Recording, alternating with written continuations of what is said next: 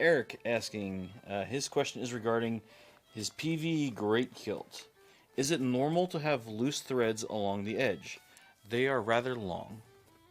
So I'm guessing he means the cut side. Excuse me, I'm still chewing.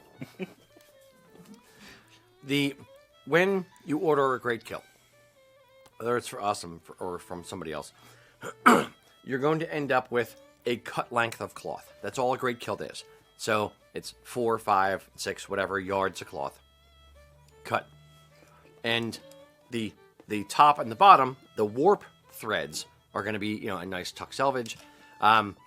In the weft, the crossways, the shorter distance across the cloth, you're going to either have, depending on who does it here or wherever you buy it from, either a cut edge or a little cut in a ripped edge. And over time, you're going to have a little bit of fraying, fringing on that edge. A few of the threads may come out. It's not going to unravel. It's not a woven garment. It's not a knit garment. It's a woven garment. So it will not unravel like a sweater. If you pull a thread on a sweater and you walk away, to quote Weezer, it will unravel. For a woven garment or a woven piece of cloth, when you pull a thread, it's just going to come out and stop. So I wouldn't worry about it too much.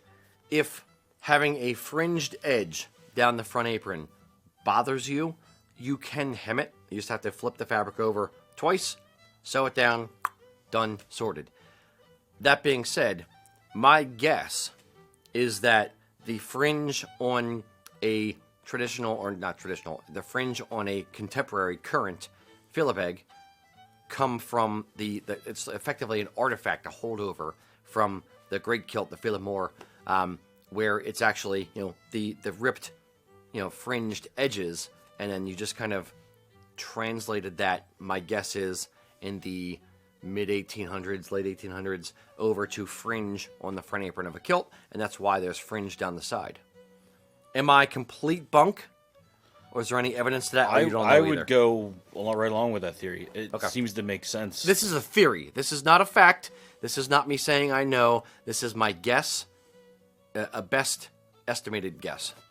Educated, excuse me. Guess. Yeah, that I'd 100% agree with that theory. It seems to make sense, that thing, cause from other things that we've seen, why we do certain things, because it comes from earlier, something that was done earlier.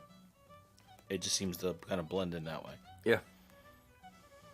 Indeed. So if it bothers you, hem it. If it doesn't, let it fringe. Don't worry about it. Or if it, or fringe it out like a half inch, and that'll cut down on, getting it caught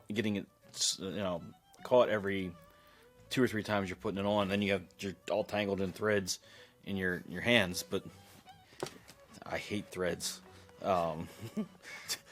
Minor hazard of our industry, Mac.